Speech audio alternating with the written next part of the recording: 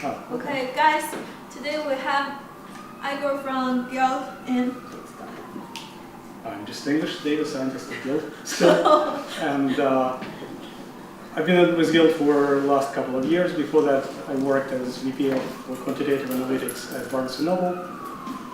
Before that, I worked at Aster Teradata. It's a massively parallel database, which I'll be talking about today.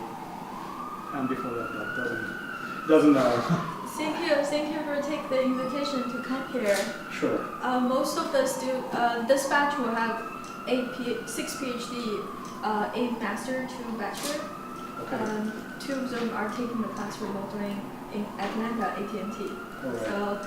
So this week is the first week they look for a job. Okay. So by now you probably know more than I do. I should be asking you a question. Oh no, Yeah. You're too humble. So I thought the only thing useful I can contribute to what Vivian told you is to talk how it looks in real life. So this is.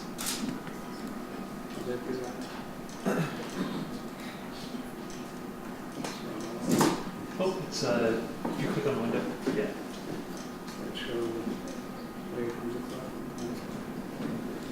So this should be familiar to you. So that's the process, like what everybody does. You have some training data, you build the model, new data arrives, you get in predictions.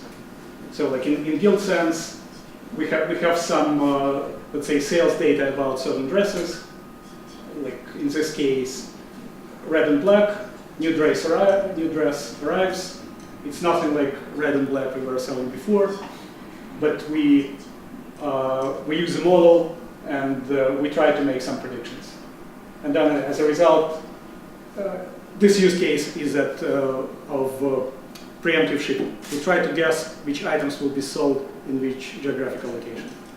The problem is with Gilt, new items arrive and we've never dealt with them before. We don't have any history of selling particular items, and often, like in this case, they're not anything close to what we knew before, and which presents very interesting problem. Very important, like in all those cases, as you probably know, is to understand the measure of goodness. So like here it's like, let's say, classification problem. We need to predict on which geographical area product will sell. I will not tell about the whole use case, but it's just important to understand what is good in this case. And it may not be obvious as in a classical task. It not necessarily, let's say, two-class classification. The costs of errors could be very different depending on different situations. Here, in some cases, like error doesn't carry any cost. It could be like missed opportunity. In some cases, error is very important. Then the methods that we use most of the times, like various implementations of random forest, we play with weighted subspace, random forest, which is another variation, other boost, neural networks, and so on. But the only useful thing I can tell you today is that all this, that's what we study, that's what data scientists typically talk about, it's only a small part of the big picture. And the other part that usually nobody talks about, it's this. Because what we saw here, it's not real life. It's like Kaggle competition. Somebody prep data for you, somebody understands the task, they ask a question, you apply everything that you learn, you got some results, they measure them. If you're good, you're good. Real life is much messier than that. There is raw data that is dirty by definition. Sometimes it's absent, like in our case. There is no historical data for this problem, but we still need to make some predictions. Understanding of what is actually required is usually very fuzzy. Like for example, I'm asked to quantify product appeal. Like is a short appeal? And when I ask like, so how do you define appeal? And they say, well, you know. I say, no, I don't know. Do you know? They say, no, but we hope that you will know. That's a conversation. It's like Abbott and Costello. And say, you're data scientist, you have data, so like tell us what of whole our inventory, what's the percentage of appealing stuff. And then how do I go about it? So usually this is not well defined. It's either dirty or fuzzy or does not exist. So I need to figure out where to procure the data from. Most of the time spent not on like sexy modeling stuff, but on data prep and understanding what it means. Because perfecting this might give you some marginal improvement in whatever measure of goodness you have. Improving this can give you will make all the difference between good results and total garbage. Everything you hear at this point, or even here by whoever sets your task, is most probably incorrect.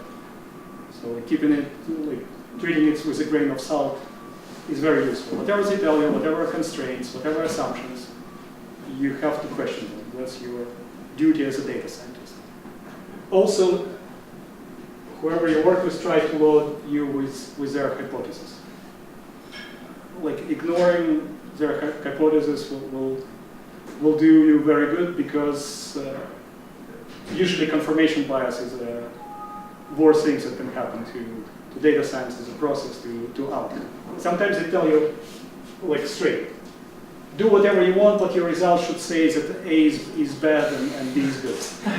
I mean, maybe not in these direct words, but they say, well, we strongly suspect, we need you to confirm it. And your duty as a data scientist to tell them that, whatever they assume at this point doesn't really matter. The data will tell. That. Here are some pitfalls that we have to deal with. Dealing with high cardinality. For example, in clickstream data, it's typical. Client's IP address gives you some information about geographic location. You can tie this to their zip code, state, MSA area, income, everything that US census is nice to give you. But there is 33,000 zip codes in the United States. If you just throw it into the model, some models may not like it. Models will overfit like crazy. So you need to do something to reduce cardinality, and there are different methods. None of them are good. Sometimes throwing data away, and by data I mean some attributes, could actually help. Because 33,000 zip codes is great, but it will only confuse your model. So let's say removing all but top 20 zip codes might actually improve performance. This was counterintuitive, but practically on different methods, sometimes I just brute force it. I reduce cardinality and I see how it behaves on the matrix. And just it goes against our grain of ignoring some data, but sometimes we have to. I wanted to talk about wonders of cheating. In kind of old school scenarios, this takes very long time, training data, and usually data set is huge. So people build model once and then apply it on new data, which is usually much smaller, over and over again. What I mean by cheating is that now assume that this is no longer true. If you can build model very quickly, then knowing what new data came about can affect how you build the model, right? For example, and this applies especially if you reduce cardinality by throwing some attributes away. For example, my top colors, I sell mostly dresses in red and black. And then there is very long tail, which I would be tempted to ignore. But let's say new data is a yellow dress. So knowing that, I should not be throwing yellow dress from here. Let's say my new data is one record, yellow dress. Knowing that, I should, let's say, negate everything. So as far as training concerns, I should be paying attention. Is this dress yellow or not? So this attribute becomes binary. And then I let algorithm to figure it out. So whatever we see, I mean, in Kaggle competitions and all this and training data, it's strictly forbidden to pick into new data. In real life, I mean, you can totally cheat and like, pick what's there, and if you can quickly rebuild it, it will do it. And also I wanted to talk about subjective information here. Because sometimes objective information, historical data that we collect is just not enough. Plus we need to remember, like always, that we deal with historical data. How much historical data is relevant to the future remains to be seen, but often it's the only thing that we have. So one conclusion is that we should constantly remind ourselves and people who trust our predictions that it's not God-given truth. It's just what we can conclude by looking at the past history. And also, sometimes past history is not enough. So I'm bringing subjective data. So I could ask, let's say, our merchants, people, who I can look at who supplied certain information. Like, for example, which person in particular bought this yellow dress. Just knowing that, and again, it goes against our brain because it's very subjective. But model can pick up that this person consistently buying better dresses than another. I mean, buyers from Gilt that procure those dresses to sell. And so this is like very subjective, but it can help. If that is not enough, I go outside. I use mechanical turk to ask total strangers what they think about certain items. Because total strangers can pick, let's say, ugly dresses for me. And if I notice that it correlates with performance, then this is totally good information. So I can use this subjective information and mix it with our historical data and get better results.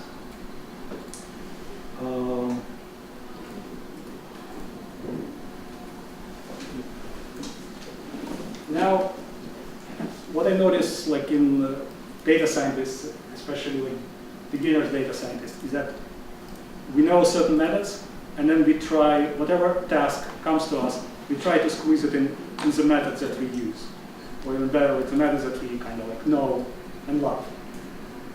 And it should be the other way around. Often, like people who ask us questions, they don't realize whether or not it's a machine learning question, or it's just analytics question, or it's maybe like neither. Meaning we should be open. We should not tell, well, unless you come up with something that is good for neural network, like go somewhere else. You should just observe their task and understand like how to solve it. And sometimes it comes to more to visualizing or to explaining them what data tells, more than extracting knowledge like with machine learning methods. This is kind of like an anonymized cloud of brands that Gilt deals with. There is no knowledge extraction. I just calculated proximity. And this creates a universe of different brands. Brand names, places, numbers here, but I mean, our merchants can search by the brand, and they see part of universe the brand is, the sizes, amount of business we are doing with it. So this just tells them the story. They can fly through it, and they can understand, they can use it when they talk with the brand. They can say, all right, this one, this is your neighborhood. Meaning people who buy from you also buy from those brands. They complement you, and they could tell this brand, see, like, you're very small, or here, you're on outskirts of universe. If you give us chance, like we can bring you closer to this marquee brand that you like.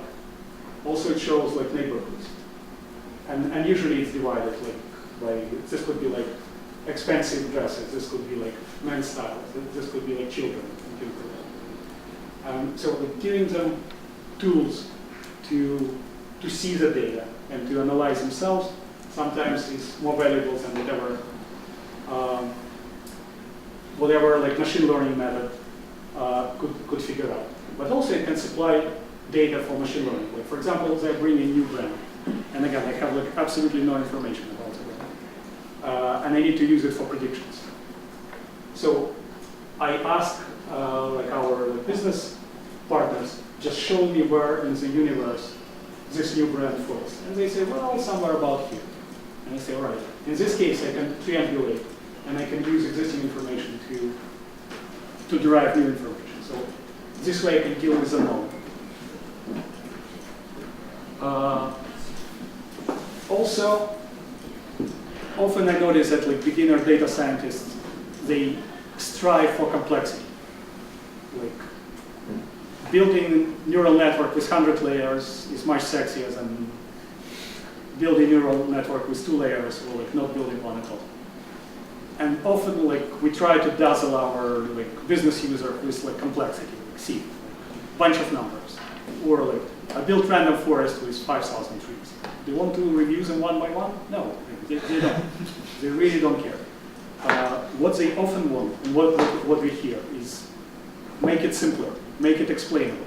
And then we say, yeah, but accuracy will suffer. They say, we don't know, it doesn't matter. We want to understand the process. It's more important for us. So instead of doing neural network or any black box method, like we often like stick with this like good old decision tree. We just say, all right, it's not exactly, I mean, from precision power, it's nowhere, but it explains your data set. It breaks it into pieces, and there is visualization where they can take single data point and they can understand why tree predicts it that way. And sometimes it's even worse. Like, it's even worse. Like we use a little bit of accuracy, but we get explainability. So we show them what is. That's an example of my mechanical Turk questionnaire that I use. So what I wanted to illustrate is that we need to go like outside the box. We cannot expect that we'll be supplied with the data. We cannot expect that the data will be good. And then we need to, sometimes it pays to solve more generic tasks. Like for example, in predicting that whether or not a particular dress will sell, it turns out that it makes sense to see the bigger picture. Like, so now I can say this dress will sell, but on a good day. How to define a good day is another story. So a lot of work was put into understanding what makes a day good. So I would say that I can probably sell this dress on Thursday, but not Monday. People will come over, and some of them will spill into this dress, and it will be like halo effect. So sometimes, like unfortunately, we have to ask business users, in order to solve your simple task, you need to solve much more complicated task. I'm about to do it because this will be right. What else interesting we have here? Most important, like shop at Gilt. We need data to analyze. In big picture often pays. Like, and the earlier you start levitating around this particular problem, like from this set, give me best prediction, the better data scientist you will be. Cleaning and like properly trimming the data often gives the best payoff comparing to like tweaking parameter of the algorithm. And using subjective data is useful and probably interesting. And the last one, sometimes the end result is absolutely not what was expected. This particular experiment with preemptive shipping, when we try to predict what item will sell in which geographical area, the most useful outcome was that algorithm predicted what items will not sell in any geographical area. It turned out to be much more useful for the business to understanding which items have little chance to be sold at all. It's a bigger problem, more important to the business. So more often than not, we notice ourselves, we just say, oh, yeah, forget that other thing. This is what we found, and this is like bigger, more important, and more interesting. Therefore, we should concentrate. Any questions?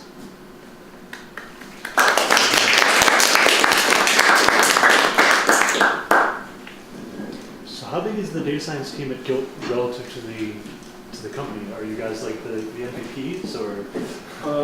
We are really tiny. It's just me and one other person. But We are embedded within data team. So a lot of things that deal with like data injection, acquisition, cleaning, reporting, things like that is done by somebody else. So which allows us, I mean, contrary to what I said, seemingly contrary, allows us to concentrate on pure machine learning, data mining, and things like that. We still do a lot of like data extraction, cleaning. It's still 80% of our time is to acquiring and understanding the data.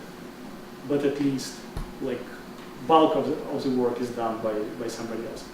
We also have separate personalization team. So we don't touch that. That's usually in the domain of data science, but we have dedicated team that does just that. More like marketing side of things, or? No, this is like personalizations that you see on the site. So like if you come to Gilt, eventually on our homepage, what you see will be like kind of personalized for you.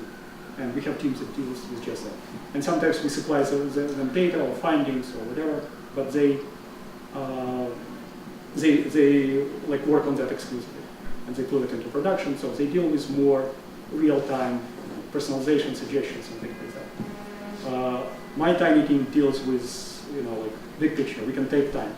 We can go through like billions of clicks and hope to fish something out. So usually like I run tasks that run from like minutes to hours. Personalization team needs to think in microseconds. We also have like separate marketing team that helps, like it's called like marketing analytics, and they have, they communicate with us, but they also carry some data science functions. But they deal with let's say analysis of like email effectiveness, like open rate, click rate, things like that. So they're dedicated to answer marketing questions. And again, we'll look at like bigger picture in supplies and with ideas. So this is how Gilt's tech team is relatively small. It's about 150 people. So 2 people data science team is not that small percentage. Yeah.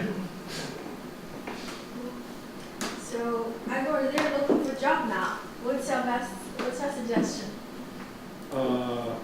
We might start hiring again really soon. Can you give them like 3 sample interview questions you guys usually ask? But I don't know how typical is our interview process, but we want to make sure that you can extract and process your own data, because nobody will do it for you. So in our case, knowledge of SQL is paramount. So that's first part. And basically there are 2 concepts. I mean, SQL, there is a book like SQL in 24 hours, which will teach you everything you need to know to pass our interview. What we are looking for is desire to do that.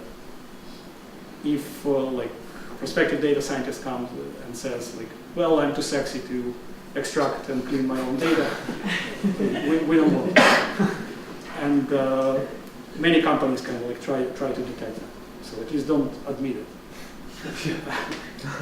on the interview. Second, we look for proficiency with R and preferably with something else. But now like R is getting kind of like so versatile that you can do like a lot of data processing with R. If somebody says that they use Magritte package or dplyr, they will win my heart right away. Because it's all them. They have 6 weeks R training. But I mean, in particular, you write in the style of like percent. Yes. Percent? Yes. Good. Pipeline. Pipelining Everyone knows how also. to pipeline. See? So I mean, because that suggests like good coding style and things like that. And it tells me that I'll be able to read your code. So that's a big deal. But up until recently, we also valued proficiency with any other language. Like for example, like Python or Perl or anything like that. Do you guys use Hive at work? Not much, because Aster gives us full SQL compliance on big data. So we kind of don't need to. But in other places, just because Gilt invested in Aster, that's their way. So we kind of like lowered the bar. If you know SQL, we'll tell you how to do like SQL in parallel, concepts of SQL not produce, and you're good to go. Do you guys wrote complex SQL, PL SQL, if else while statement type of SQL? Yes, but we do it in, there is no store procedures in our world. You don't do store procedure. Aster doesn't support them. But there is a concept of SQL MapReduce. So I can write, let's say, any problem, anything in R, for example, or in Python, or in Java. To do MapReduce. To do MapReduce, but it could be just single script. MapReduce that executes on one node is still.